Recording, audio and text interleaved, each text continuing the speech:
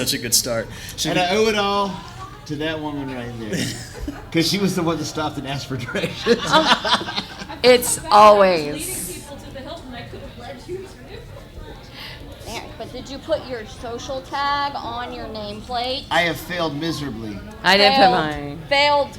But it is my name, so, you know. Are we supposed to get started now? I think Are we right? ready? We're ready. Hey, okay, yeah, thank you. Oh no. Hey, everybody, welcome to Engage. Don't just count, building real connections on social media. I am Clint Hall. I am a sci-fi fantasy author and podcaster. I'm going to be your moderator for this panel. And I am going to get these people to introduce themselves in just a second. But actually, first, let's do the thing.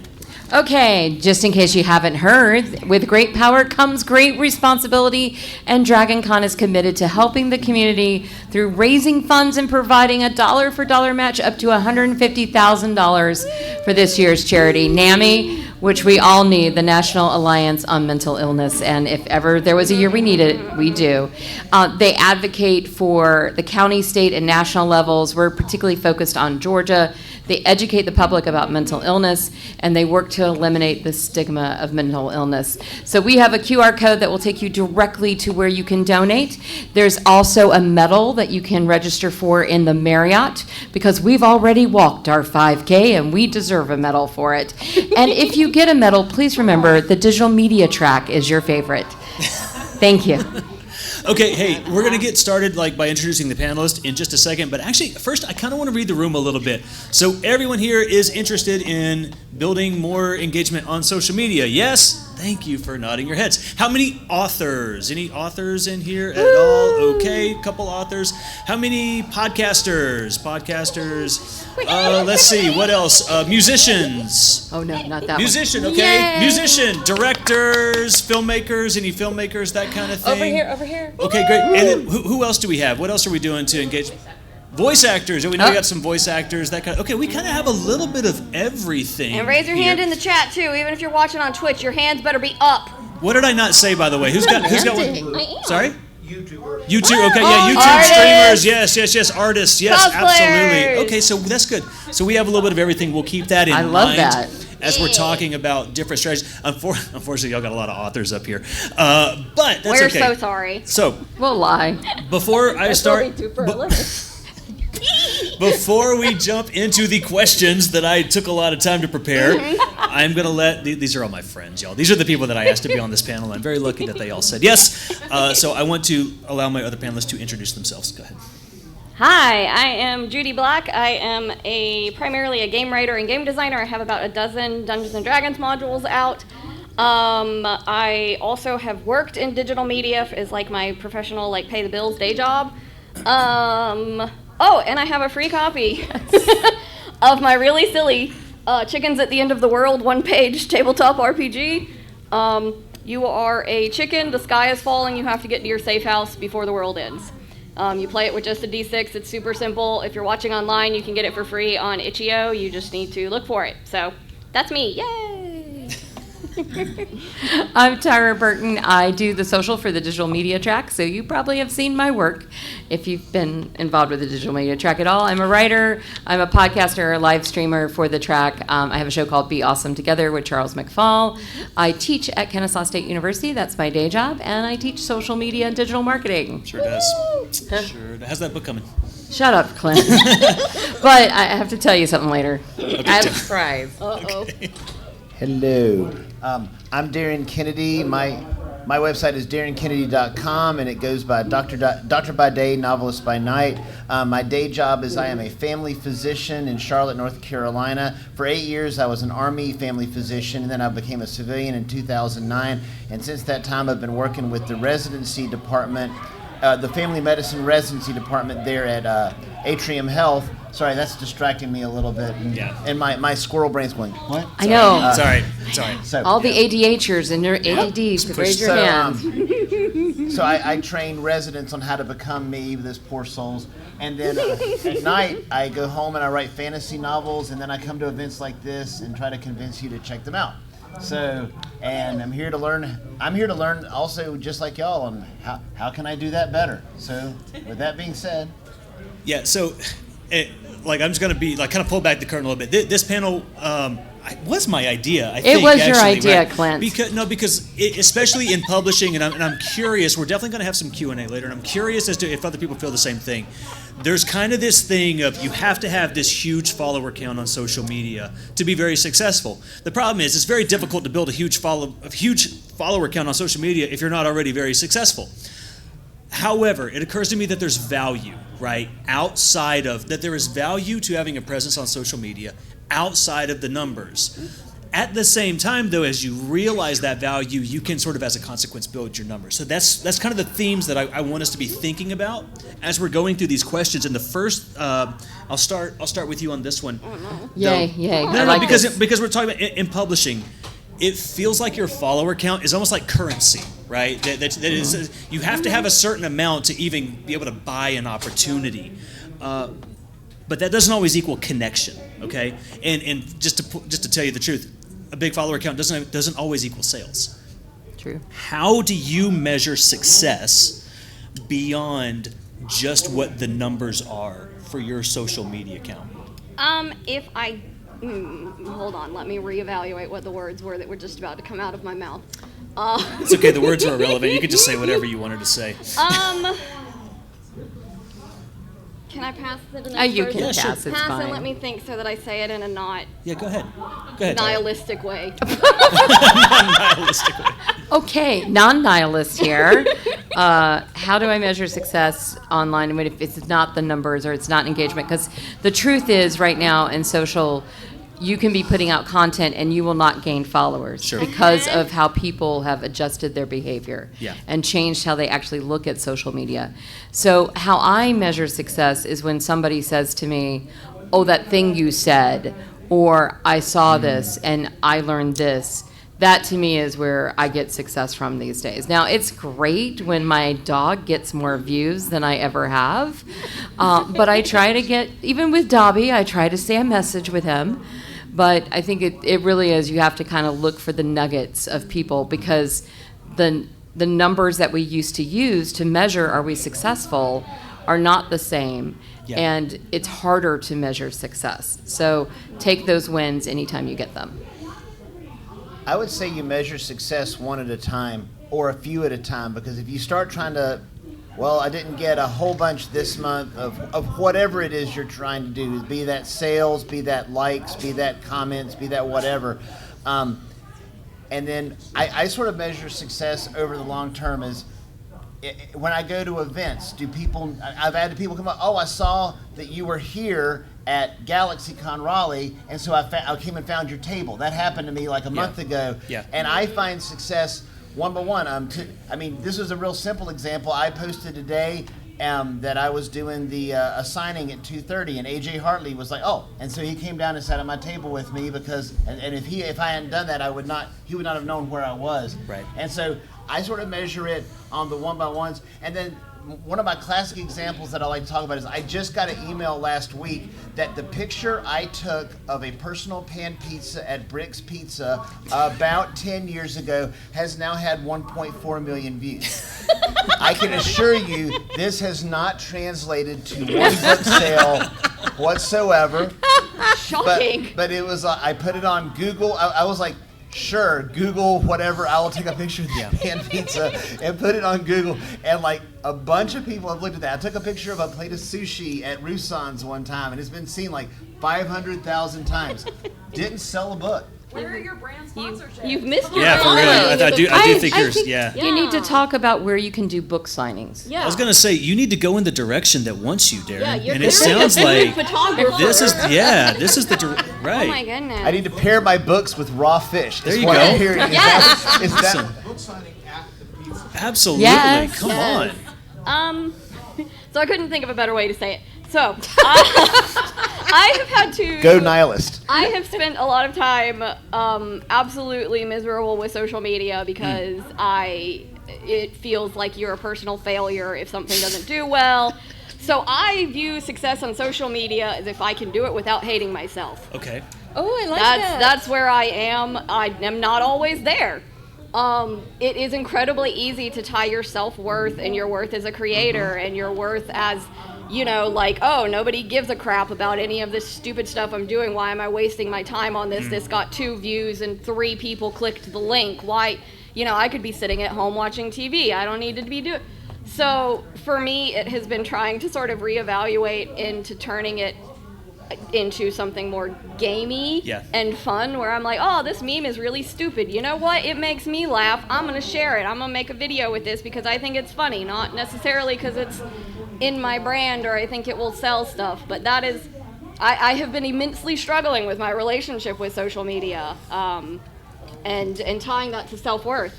Can I dovetail off of that? Please do. The other thing that is really frustrating is it's kind of like you came on Facebook and they said it's football. You take the ball down there and you land it there and you get 6 points, and then if you kick it through the little things, you get 1 more point. Then they go, oh, it's not football anymore. Now it's basketball. So whenever you learn the rules to this thing, and you're like, okay, if I have Facebook, yay. No. You have to have an author page. Okay, I will make an author page. Oh, we're not letting them see your author page anymore. Now it has to be a group. So you make a group. And then they're like, oh my gosh, now we're not going to let them see your group. I'm like, oh my God, what is the thing that you're going to make that you're actually going to let the people that want to see it see, rather than rando AI generated image of the week today? So rather show the people that like me my stuff. Thanks. I would love to build off of your metaphor, though, because when thinking about what I think success is on social media, it's not football, it's catch, right? So what is catch? Catch is just a back and forth between 2 people. You're not necessarily trying to get a win. There's not a scoreboard, right? It is simply an ongoing interaction with another person. So, for example, I would much rather have 1,000 engaged followers than 10,000 followers who are completely unengaged. And we have all seen those social media accounts where you'll go look at their follower accounts and you're like, this is tremendous. They must be huge. But then you'll look at things like comments and stuff like that, and there's hardly any. Okay, so what does that tell you? That tells you that it's not an engaged base. And I want to talk about some successful approaches to social media that go beyond the numbers. Because, so for example, and I want to give y'all just a second to think about your answers. I'm going to go first because I've been thinking about this for weeks. So as an author, somebody will, I'm mostly on Instagram. Somebody will post a picture of my book with a really cool background, throw some cool props in there. And of course they'll tag me. That's a good opportunity for me because I am present and paying attention. And that's one thing I want to touch is being present on those platforms. That gives me the opportunity to recognize that person, reach out to that person and say, hey, thank you so much for doing this. Can I send you a bookmark and a signed book plate? For people who aren't authors, a book plate is basically it's a way of me autographing it without being next to them. I can send them a signed sticker. Yeah. And people who are like super readers think that stuff is cool normally. That is an opportunity for me to have a successful social media presence that has nothing to do with big numbers. It's a way for me to be present, to be listening, and to hug my readers. That actually has nothing to do with size. And as a matter of fact, if the size was big, it would be much harder to garnish those opportunities. Who wants to jump in? So, sort of on topic and sort of slightly off topic. One of the things that has helped me a lot with my social media love-hate, mostly hate relationship, is figuring out the things that are within my control, which has mostly been setting up a newsletter. I can control how often that goes out and what information comes in, and I've been really surprised that if I put in there, hey, what would you like me to talk about next? I've actually gotten responses from people, which has been super cool, because I, have assumed it goes into a void and no one ever reads it. Like, that's just been my assumption. But they do! So that's been very helpful and has sort of, it feels a bit more controllable than the whims of the algorithm, which change for unknown reasons. So even if you previously have had really great engagement, suddenly you may not, because what the algorithm is pushing and doing has changed. You have zero control over that. Yeah. If Instagram bans your page, you have zero control over trying to get it back, really. Right. Like, you can do your very bestest, but it's probably gone. Which is why I would strongly encourage anybody, creator type of any sort, start a newsletter of some sort. Yeah. Because you then have access to those email addresses and a way to contact people that is less likely to be ripped away from you at a moment's notice, because your social media pages are ephemeral. They are not under your control, ultimately. I went completely No, that was good, awesome. though. But I also have really gotten super old school and been really getting active on forum boards.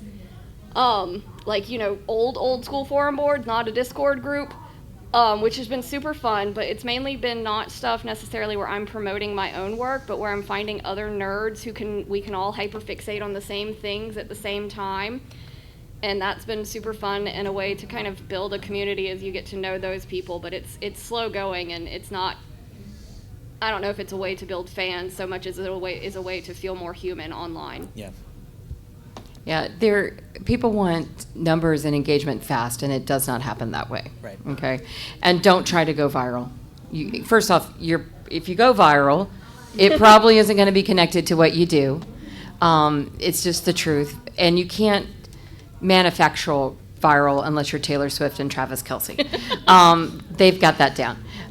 So don't try for viral. Do have a newsletter. Have a website too. If you don't have a website, please get one. Even if it's a free one that's, like a dot whatever after your name. Yeah, no, go buy that domain. I'm not going to say that. As a marketer, I'm going to tell you, go buy your home. Because that's the only place on the web you will control that you can send people to. So when you get shadow banned, you have that newsletter and you have that website to get them back. I'm going to talk a minute about how things shift and change. Usually the best ways to figure out what's shifting and changing is to see what is Meta talking about, what is Facebook talking about. Yeah. On Instagram, there's a gentleman by the name of Mosseri, which is probably incredibly pronounced wrong, but he is the head of Instagram, and he literally tells you what will work and what will not work. He dispels rumors and he confirms rumors, and he's great. So if you're heavily invested in Instagram, I definitely say to do him. And I have no remembrance of what question I was supposed to answer, and I'm sorry, Clint. Engaging with people in a smaller way as opposed to just focusing on followers. I like that. Yeah, no, let's talk to people. But don't try to go viral. That's my biggest thing. Websites, I would say newsletters, and online, do what you're comfortable doing and try different things. And you'll be amazed at how when you do something that's out of the norm, people were like, oh, that was pretty cool. And then they'll talk about it and you can engage. But I think what you're doing with sending them book plates is genius. Yeah, that's great. Please don't forget to look at your mentions. Please. Absolutely. Yeah. Go ahead, Darren. The point on newsletter is sorry, that's very distracting me. I'm sorry, y'all. Me too. The newsletter thing, basically all your social media is not under your control. You cannot control what Facebook or Instagram or anything shows you. It's all algorithm driven, and the one that you're the least interested in going viral or whatever is probably the one that is, and the information that I really want to get out never seems to be seen by anybody, and the information I'm like, I sprained my ankle or something. It's like, that's a million things. But the newsletter, the nice thing about that is you can curate it. You can sort of see who is and isn't opening. I know this isn't quite about newsletters. Sure. Basically, the only things that you don't control is which people are using sort of their account that they actually use and which people are using their junk accounts. Right. And then sometimes if they read your email if they don't actually open the email, but they just kind of read it in the window, it may not show you as a read, and so you may be underestimating what percent of your newsletter subscribers are getting it. The only ones that you can be sure read it are the ones that unsubscribe. Sure.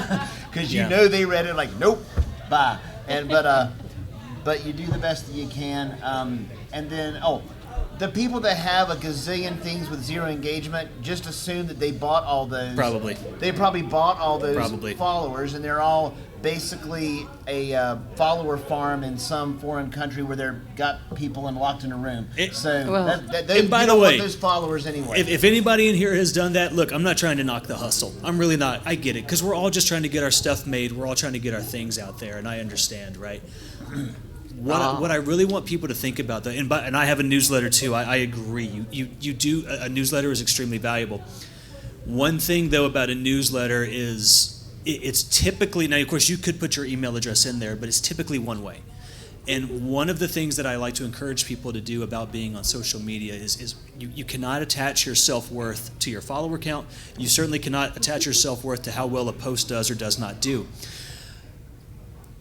It is important to be there, and you want to choose your platform carefully, but it's important to be there so people who do want to engage with you, and it's probably a few at first, right? I mean, that's just how it is. But that you are there to be engaged with, that they have a way to reach out to you, to post your thing and show you and say, hey, well, I'm someone who cares about what you're doing. Here I am, either sending you a message or posting a thing with it. Being present on those platforms means that you are showing up and that you are ready to have conversations and engage with those people. And those people, the truth is, I just enjoy sending bookmarks and book plates to people. I think it's I great. truly do. It's wonderful great, because that yeah. community is great.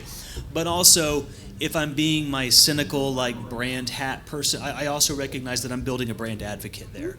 Oh, yeah. And that is going to be, having a true brand advocate is going to be so much more powerful than pretty much anything that you're going to do on your own, I think, on social media. If you have those people out there who are like, oh yeah, Clint's the best, I love Clint, he sent my kid a thing because we posted about his, that stuff is pure gold, right? I want to say something, because you just talked about being present in the platform. You don't have to be on every platform. not. Absolutely Please not. don't try. That's right. I always suggest with people, find the one where your audience is that you like the most. Yes. And get that one perfected before you add a second platform, Yeah. because you will get overwhelmed. Okay. Or the audience that wants the thing that you make. Yes, you got to find out where they are. And I am not comfortable on TikTok. My dog is. He is doing great on TikTok right For now. real? For real. Dobby Cool. he's gone good. Yeah. But so I don't spend a lot of time on TikTok, and so I don't put a lot of effort and brand there. I do spend a lot of time on Instagram and Facebook. So that's where I'm comfortable, and that's where a lot of my audience is too. I also know that Book Talk is a thing, and I really should be over there, but I'm not comfortable, and I'm okay with missing that because I've got these other places where I know more about it. So pare it down. Yeah. Do you want to add anything on this? Because I'm going to... He's jetting. He's leaving us. I think that's good. Because another thing about being present on these platforms that I wanted to make sure that got mentioned here. So as an author, the single biggest jump I ever saw in follower counts was actually when I did a big joint giveaway with several other authors who are much more popular than I was, okay? And it was one of those deals where it's okay, you can win I was 10 books or something like that for free. You have to follow all of the authors, right? And, tag a friend for extra entries, that kind of thing. That wouldn't have been possible if I hadn't been on the platform. But also, perhaps more importantly, I might not have had the relationships with those other authors had I not been present on the platform. So you also do want to be there as a fan. You want to be there as someone who is engaging with other people's content who are doing the same things that you are, and hopefully building relationships with them as well. I mean, a rising tide will lift all ships. And especially, and I'm sure we'd say this across creative endeavors, certainly in publishing, when you have those allies, basically, those people who are going through the same thing that you are, those kind of joint efforts are going to benefit everyone tremendously. And again, that was the single biggest jump that I ever saw. And I know we're here saying, hey, don't worry so much about your follower count, but I will tell you, that was the single biggest increase in follower count that I've had. Those were ebooks, right? No, we were sending out physical books, actually. You were sending out physical We sure were. books. But only one, right? But there's only one winner. So everybody was entering into this giant giveaway, and there was going to be one winner. So yeah. So not a lot of everybody cost. contributed one book. Yes, everybody. Now I understand. Every author contributed I was one like, book. Yes. Good Lord, man. Oh no. New job is No, mailing it was books. just entering a giveaway, and every author contributed one book. Nice. And that's collabs, which we do on social media. Yeah. And collabs can be the best thing to help you find another market or to connect with Sure. somebody else. I've seen this time after time again. I run student groups that create their own content, and one of them was really struggling, and then she did a collab with a live streamer for their podcast, and they shot up to 1,000 people following them. Yeah. So it went completely off the walls for them because they did a collab with another person Right. with the same audience that would be interested in what they were doing. So it is super simple nowadays to collab. It is a button that you can click and go, hi, by the way, Sally, I'm going to do this collab with you. Are you okay with that? We've taken our pictures. I'm going to hit the button on Instagram. It will connect those two accounts, and all of a sudden you've now got a bigger audience. Thank you so much. Yes, We thank you very appreciate the much. Hilton for taking care of us. But also, don't be weird about that Yeah. kind of stuff. Don't be weird about that kind of stuff. Like, don't do the whole follow for follow, like Oh, obnoxious no, don't do that. people Hate about That's it. inauthentic. Yeah. Don't, Yeah, Hate don't. those. The collaboration should be inauthentic with someone Yes. that is in a similar genre Yes. that you Yes. like have talked to beforehand. I've Digital media seen track some may not things. talk to you. Yeah, I've seen some things. But yeah, it needs to be authentic and not just, oh, well, I followed you. Why aren't you follow back? Hello, excuse you. Like, that's, no, thank you. You're not gonna, I'm never going to follow you. that's a blockity block. Ooh, I like the blockity block block. Another value that I want to point out of a good social media presence that has nothing to do with follower. Well, it has a little bit to do with follower counts, but perception is reality. Okay, so I am not telling anyone to be inauthentic. However, you do not have to be inauthentic to have a polished presence, right? I mean, you are putting, this is a representation of your brand. So even if you have fewer than 100 followers or fewer than 10 followers or whatever it is, doesn't mean that you can't take the time to do it correctly, right? So that's making sure that your profile, like everything is spelled correctly and formatted nice. Like these are simple blocking and tackling types of things. I watched football today, so that's blocking and tackling. Yeah, right. I'm here for Yeah. you, sir. But these, you know what I mean? These are the simple things that we can do, and I will tell you, at least from a publishing perspective, that there are certainly publishers out there who understand that it's hard to build a big follower count before you have a book deal, but they like knowing that if they do sign you to a book deal, and I'm sure, again, this would go across creative endeavors, that you're going to do it right once they are helping to shine a spotlight on you. And we have any podcasters in here? Podcasters? Okay, yeah. And podcasting can function a bit like social media. Oh, yeah. And I will tell you, it's amazing how many people will say yes when you have a podcast. They have no idea what your reach is, big or small. There's still a perception about podcasting, especially if your logo's on point, especially if you've done the right things to make it, and by the way, which does not have to be expensive. It can be a tremendous perception booster for your brand to have those types of things in place. Again, that has nothing to do with how many people are subscribed to the podcast. If people dig, they can figure that stuff out, but they usually don't dig. You don't have to lie about it, but you also don't have to shine a light on the fact that you're still very new and you're still building your audience. Tyra, I feel like you're dying to jump in. Well, no, I'm just saying, if you're doing something like a podcast or you're a voice actor, make sure you have your one sheet. If you're an author, you should have a one sheet. You should have your one line about what you are. So, like, my one line is Geek Meets Social. That's where my space is. So know that, so you know your brand. And the more consistent you are on social media, with a podcast, with a one sheet of information for people. Also, don't be afraid to talk to the press and pitch yourself there. Absolutely. I've talked to Travel and Leisure magazine. I have been on Fox channels, been quoted in newspapers because I've put some opinions out there on stuff that was related to what I do, digital marketing. So don't be afraid to be that person. And I can't remember anything else I was going to say, so I'm going to shut up now. Hi, nice to meet you. Do you have something? Good.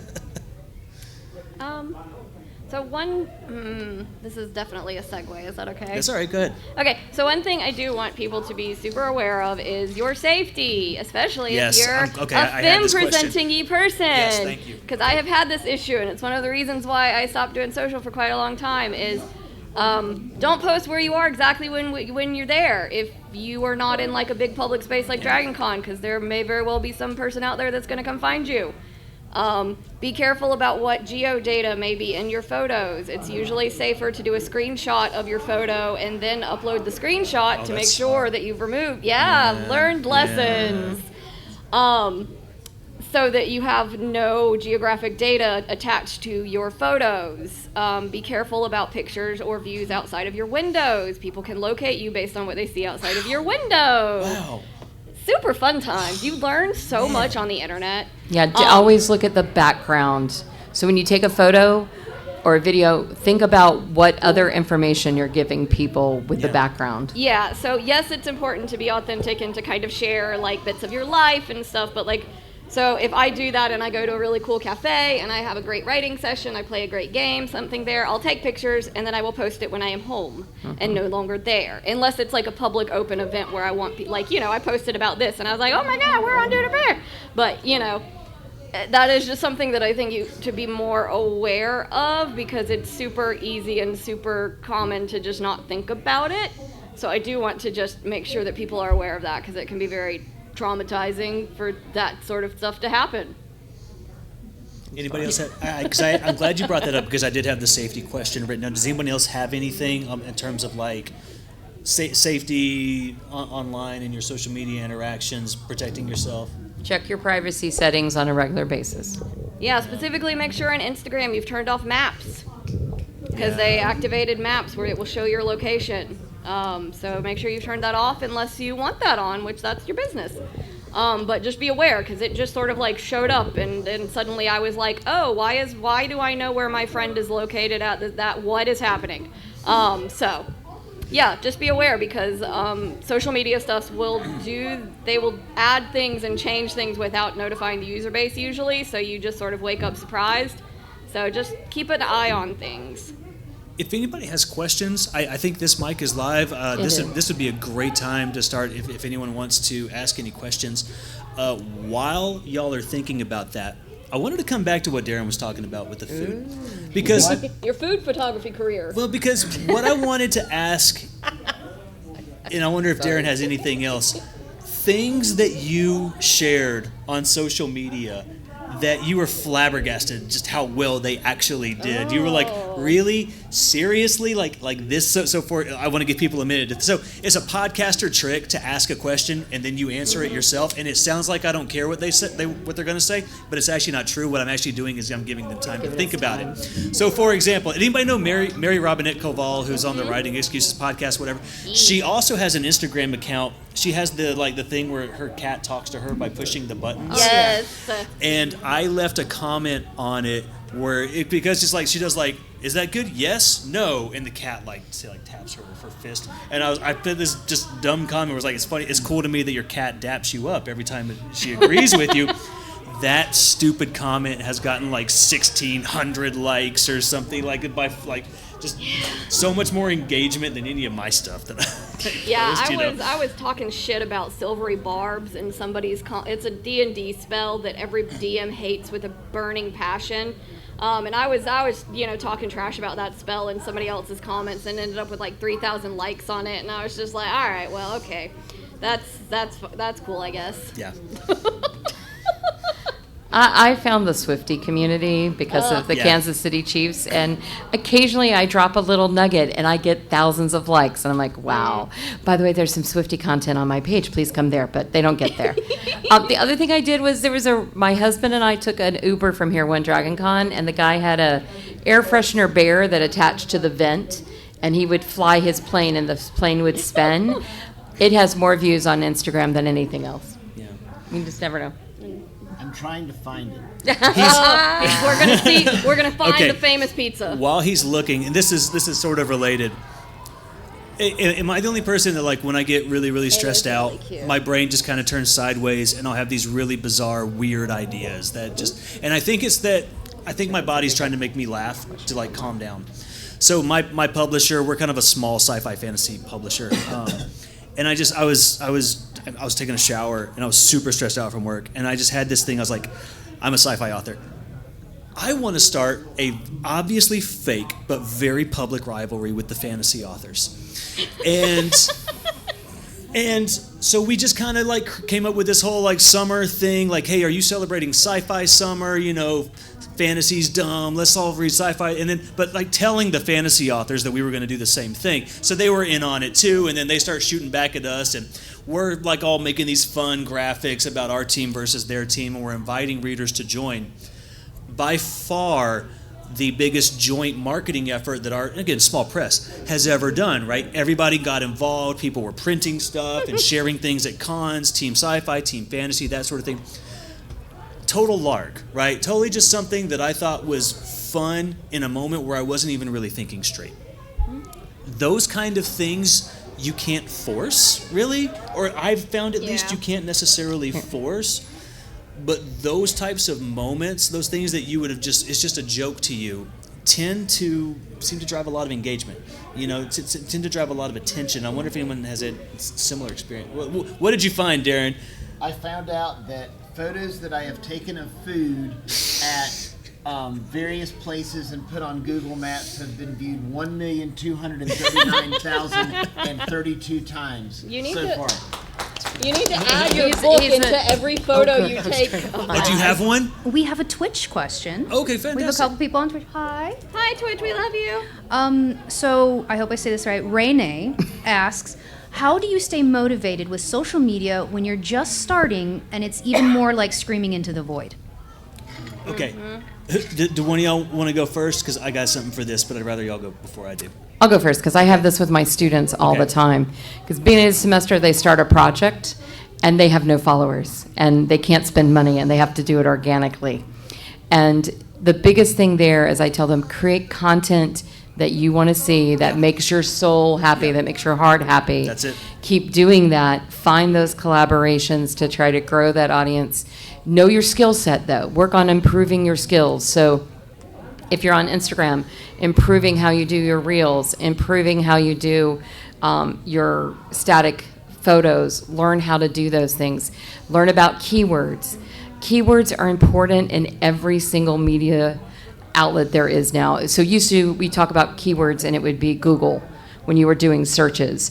But now Instagram, instead of hashtags being what they use for search, it's going to be the words that are in your caption.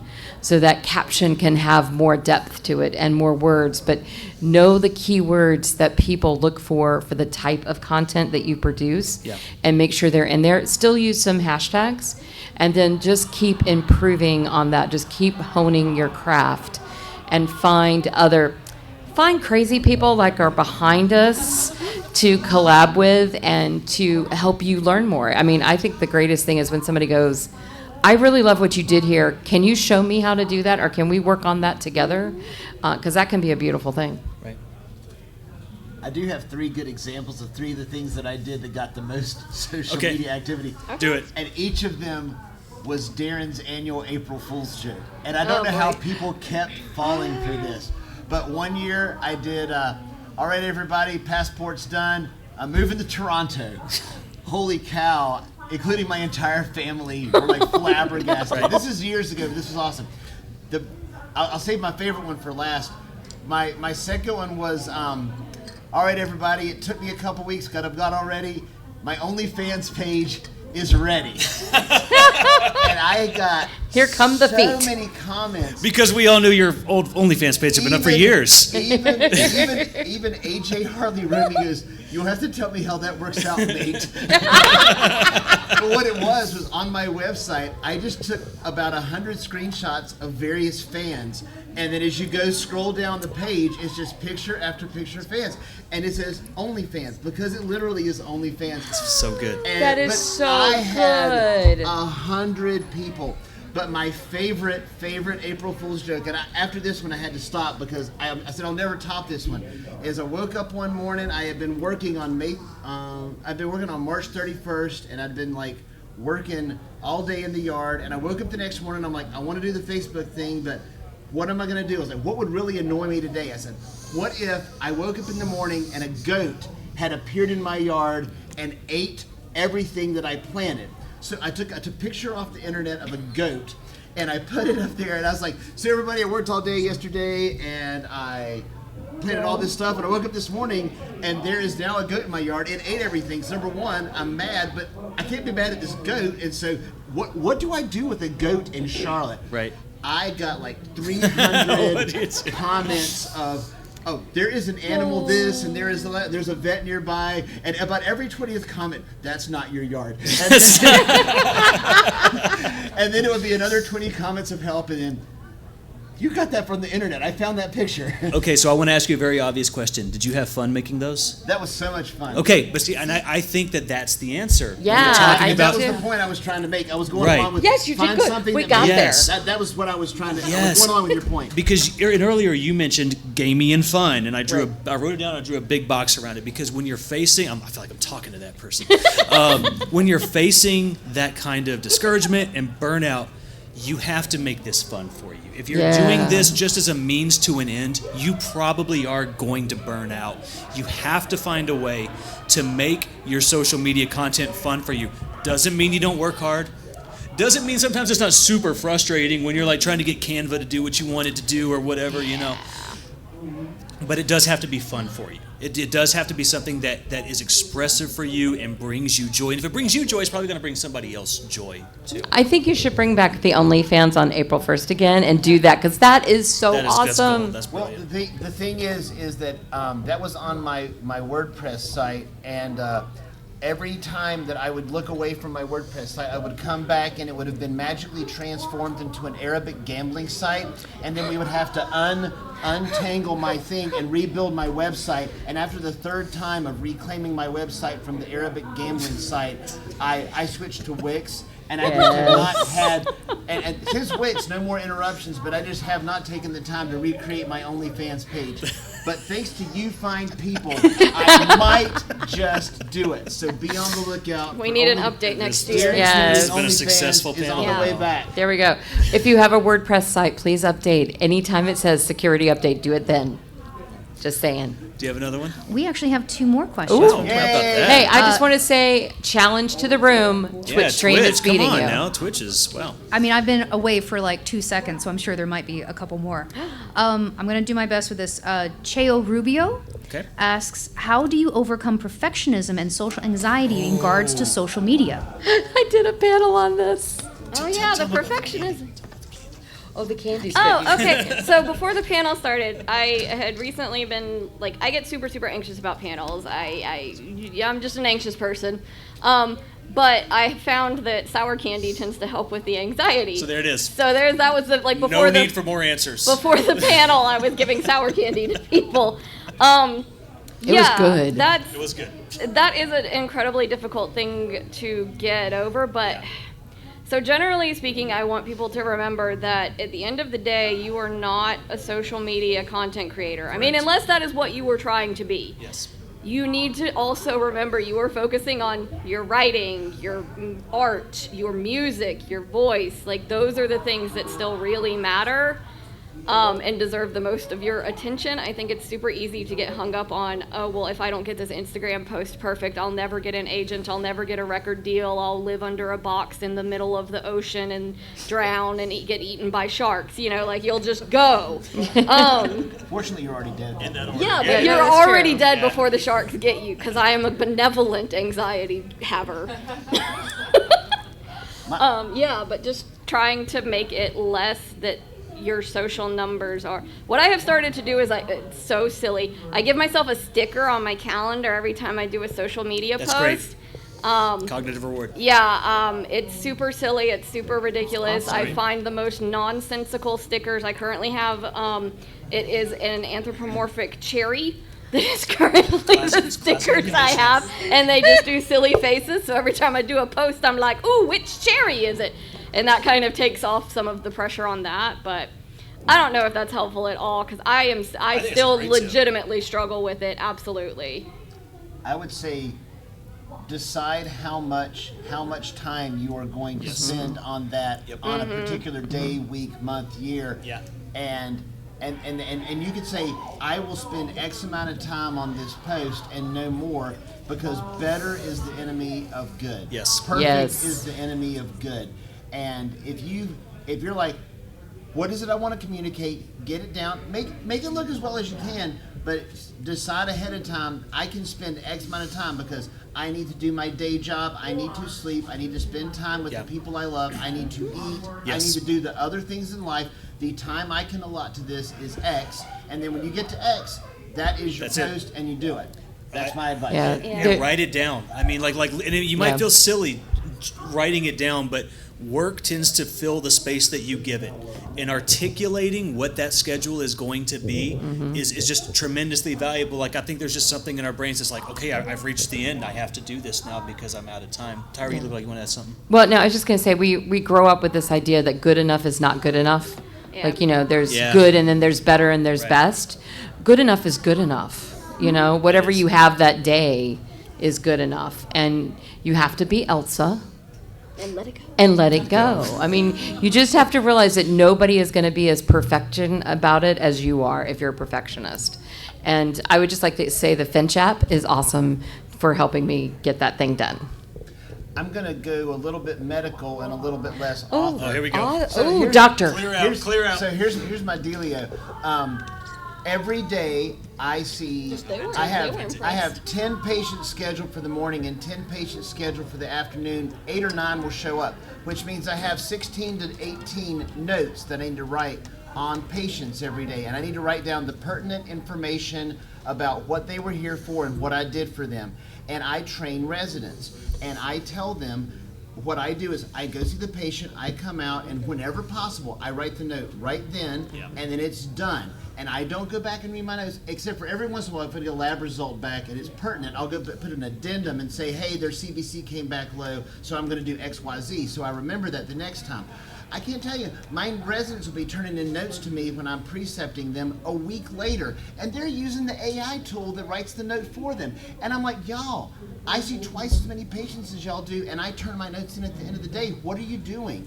And it's because when I read their notes, they're these like books, and they have not learned yet that better is the enemy of good. For sure. Get the information down, write it, hit save, and go do the next thing. Yeah. And so that's from a medical side of the house.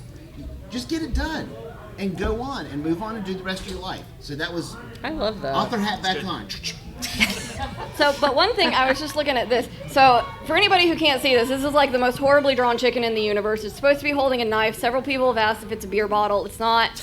And the dragon. challenge of this was, for me, is I got so stuck on trying to make it perfect that eventually I decided I wanted to make it as imperfect and ridiculous as possible. Great idea. And that enabled me to finish it, because this was for a timed one-page game jam where you only have X amount of time to make the game. Awesome. And I would not have finished it if I had been stuck in perfectionism. So changing the rules to make it as imperfect and ugly and weird as possible, mission accomplished. Check, I did it. I did it perfectly bad. I love it. All right, so the second person is Argent Rucane. Do any of the panelists have specific guidance or tips for Blue Sky as someone who enjoys using written word to make content? Blue What was sky. it, the Blue Sky. Blue sky. Blue sky. Blue Sky. Oh, The Blue butterfly Sky. app. Yes, I love Blue Sky. So lists are very helpful, at least for finding people to follow and to interact with. Blue Sky really does tend to reward engagement. So talk to people. Find people who are in your same field, in your same niche, and things you're interested in. Engage with them, start a conversation. Blue Sky also does not run algorithmically or suppress links. So please include those. The number of authors that will post about their book on Blue Sky, and I'm like, oh, that sounds so cool, and I have to search for 20 minutes to find the book, and I'm probably not going to buy it by then because I'm going to be doing something else, because attention span. But it doesn't suppress links, so feel free to share your work more freely on that site. Also, please use alt image stuff. A lot of people are very much if you're not using alt images, they just won't follow you or follow back. So that's my Blue Sky spiel. Darren, go ahead. Can I ask you a question about Blue Sky? Because it's not algorithmically, do you find that you need to be producing content more often for it? Because otherwise, there's going to be big swaths of Blue Sky where you don't exist. Interesting. Yes. It can. I use a couple of free scheduling sites to just sort of have some posts rotating constantly so that I don't have to always be thinking about what I'm going to be posting, because not happening. I try not to feel like I have to yell into the void to fill it. And so I just sort of use that one far more organically, where I'll interact with things going on Blue Sky. But I do try and make sure that I share things multiple times, which you have to do on any site, algorithm or not, because the algorithm's not showing your crap to anybody anyway. Sure. So you have to share it multiple times there too. So I would just say that the biggest thing for me with Blue Sky, and I use it, but I'm not the biggest fan of it for social media reasons. But if you can find community there, if you can find lists, there's a lot of great curated lists of people, Yes. Yeah. and follow those. That can kind of help you find that following there. I will say that it is text-based, but it has a limit on text, which drives me a little crazy. And getting it hooked up to you, if you own your website, you can also get it hooked up there, because the big thing about Blue Sky is that your followers would stay with you if you've got your account hooked up to your website. If anything happens, and in the future when I can't remember what we call it, Fediverse. No, I like the Federation, 100%. I thought you were going to say federales. Fediverse comes into being, that it will be easier for you to find people that way. So I definitely encourage hooking up to your website, even though I haven't taken my own advice. And I will say that it is the most frustrating with image size of any platform. Yeah, one thing that you touched on that I actually think is worth also mentioning, make sure that you understand the goals of the platform. So, for example, I'm a faith-based sci-fi fantasy author, and like the whole like Christian spec-fic community, they're all on Instagram, right? So I don't do the others as much. On Instagram, almost every story I post has a link in it, and that is bad for me because that link is going to take someone off of Instagram. And Instagram don't like that. Instagram doesn't want people to leave Instagram. So you do want to at least have things like that in mind. I'm not saying don't do it. Plenty of my people still do find my stuff. But Story. you do at least want to be aware of sort of the rules you're breaking, right? Like the rule that I'm constantly breaking is trying to point people away from Instagram. So it is at least worth your time to know, what rule am I breaking? How am I about to make the algorithm upset? And then maybe you don't want to do that. Put it in your stories. They Yeah. don't care if you do it there. Is that true? Yeah, the stories will work. So on Instagram, there's 3 types of content. There's feed post, reels, and stories. And you want to make sure that you do all of those, because stories will go out to people who already follow you, and Yes. it's the most likely for them to see It it is, there. yeah. Your feed post, you can do one image post. They are favoring carousels right now. Carousels have a much higher rate of appearing in somebody's feed at some point. Right. And of course, Reels will cross-platform you over to Facebook, even if you're not there, and they like that content. But stories, particularly, you can get links that are easy to put in there, Yes. and you will not be penalized for them. Yeah.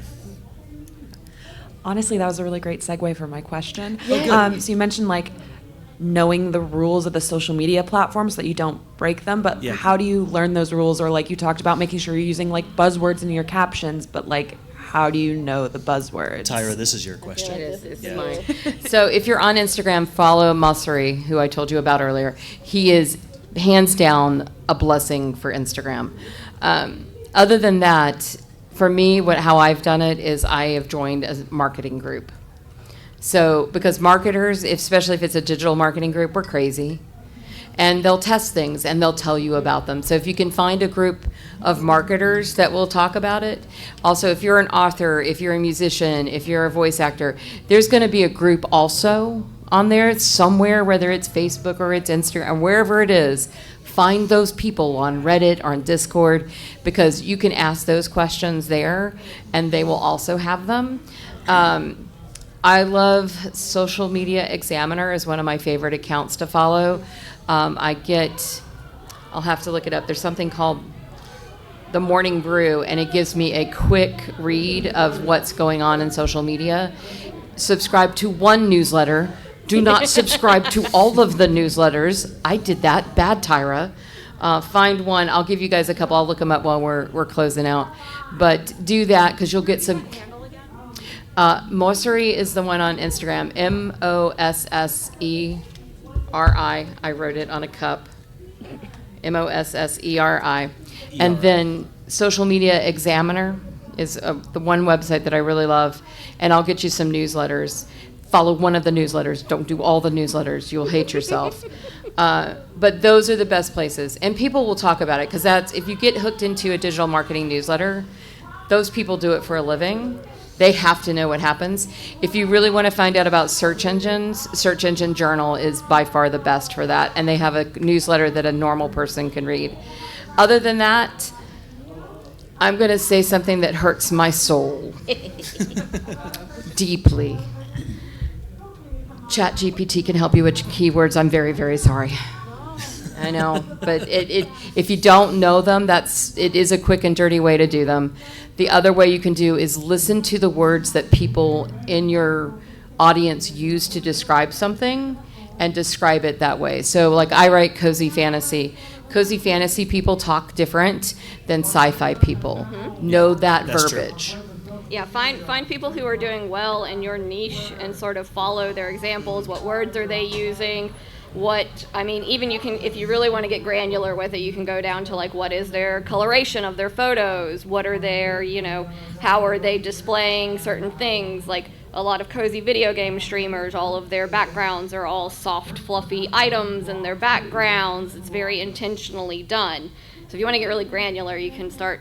But finding people who are doing well in your niche is a good way to sort of at least get a vibe check on what is working at the moment. But it also can change in an instant. Yeah. Social media is fickle. Very. Oh. Oh, we're rising. We're just excited. We're sorry. We didn't mean to scare you. Maybe. I'm so sorry. Hi, you got a question? What are the best ways you can take advantage of a website? Ooh, so having your own website. So it's a great way for you to host like your own images, so that you have access to them and you can share them in other places. Like a lot of places will not allow embedding an image that is hosted on Discord or hosted on PhotoBucket or a lot of other places. It lets you have a repository of all of your information in one place. So like I have like my dozen little D&D modules all listed on my website. It's the easiest way to find them all, and I can control what is put on top and gets the most attention and that sort of thing. You also can share, like, if you have personal thoughts or information, or, here's a way to contact me on a permanent basis, those sorts of things that are more housed that you have control over and can't just vanish in a total instant. I'm sure other people have you can have your OnlyFans. You can check out my OnlyFans page. No, I'm kidding. What do you do? What do you want to do with your website? So, I'm a composer for video games, and that's what I want my website to feature. So I'll have a contact page, some music on it. Yes. Absolutely. Of that nature. You should have your opening page that looks very professionally done. You should have your contact page. You should have a press page with all the different photos that if someone was going to do an interview with you, that they could download the pictures of you that you like. Yeah, just go to my press kit page and I'll have that. You should have all the content stuff, the direct email link. For instance, on mine, I have events, and I have by year everywhere I'm going to be. My 2025 has got me at Dragon Con right now, and it's got a list. I've got the contact page. I've got a book page. I spent 2 days meticulously making images of all my books, and then every single place you can order all my books has its own button. So, and now I have a card with a QR code, and I can give it to people and say, point your phone at my card. It will open up my web page, and you can go to my book page, and you can order whatever you want that I have, and it makes it very easy. But if you have what Judy said, if you have this central repository of all your stuff, it's a very easy thing. I can say, go to DarrenKennedy.com. Anything you want to know about me, you can either find there or you can email me and I will tell you. Awesome. Ta-da! And you have it all in one sentence. Yeah. Okay, we've only got like 1 minute left. Thank you all, by the way. I want everyone to say where you're going to be for the rest of the con. We'll start right here. Tomorrow I am talking about a women's guide to art and life mastery. Ooh. I have the mentor sessions, but I don't have any slots open, sorry. You can just talk to me outside of that though as well. At 5:30 tomorrow I will be talking about downtime in dungeons. So we're going to use some dungeon meshy inspiration to talk about nonsense you can get up to at the downtime in your D&D campaigns. And then Monday at 1, I'm talking about crafting your author brand. Very cool. So tell them where they can find you on the web. Oh yeah, and on the website I'm judyblackcloud.com, and I'm Judy Blackcloud on pretty much every social media site, and please come and pick up a free copy of the chicken thing. I brought a bunch of them and I don't want to go home with them. I love that. I'm Tyra Burton. You can find me at shockertyraburton.com. I'm also Tyra Burton everywhere but Twitter, and I'm only on Twitter for Swifties and Chiefs Kingdom, so don't bother. It'll be fine. I'm actually in a moment going to be at Bringing the Heat, Writing Spicy, moderating a bunch of crazy authors, so pray for me and have thoughts and prayers. I'm going to We need have them. thoughts for sure. Yes. I have questions, and I'm scared of them. So I'll be back over here tomorrow at 8:30 p.m. doing Awesome Women in Digital Media. I think next door. Yeah, next door. And come see some awesome women. We'll give you some sad tales, great tales, and good advice. And thanks for coming. Thanks, Clint. What you got, Darren? At 10 o'clock, I'm in the Hyatt doing Storyteller Shenanigans, where I think everybody's telling writers telling crazy stories about their lives. If you want to hear about some stuff that happened to me in Iraq in 2003 or something like that, or more about my OnlyFans page, please come see me. Tomorrow, I have a panel every 3 hours. I've got military veterans who write at 10, podcast stuff right back here, but one room over at 1. The one I'm the most proud of is I am the pun master for Take Thee to the Punnery Yeah. tomorrow at 4 in the Hyatt. Sweet. Last year, it was 45 minutes before the pun panel, and I received a page. Was it from you? Yep. I thought so. Judy Black says, Darren, the person who runs the pun panel has fallen ill. Can you fill in? And I That was- signal was And lit. like, the Superman theme from John Williams like comes in dun dun dun dun dun, and I was like, I have trained my entire moment for this life, and it was awesome. It was so much fun, and we laughed for a solid hour. So come out and do that tomorrow, and then at 7, I'm doing Once Upon a Time, creating a kick butt story opening for any of the writers out there. I'm at DarrenKennedy.com, and all my signings are already done, so you can't come find my books, but you can find them online at DarrenKennedy.com at the books page, because I have a website. Well, you're welcome. And I'm Clint Hall, ClintHall.com. I got 2 books out if y'all are interested. I got bookmarks up here. If you want to learn how to get booked on podcasts and be a great guest and get invited back, I am moderating a panel on that tomorrow in the other room at 1 o'clock. It's called Be a Podcast Guest Pro. Let's give a round of applause for That's the one I'm on. That's the one you're on. Thank you, guys. Thanks, everybody. Clint, you're awesome. Everybody's Fun, y'all. awesome. Thank you. Yay.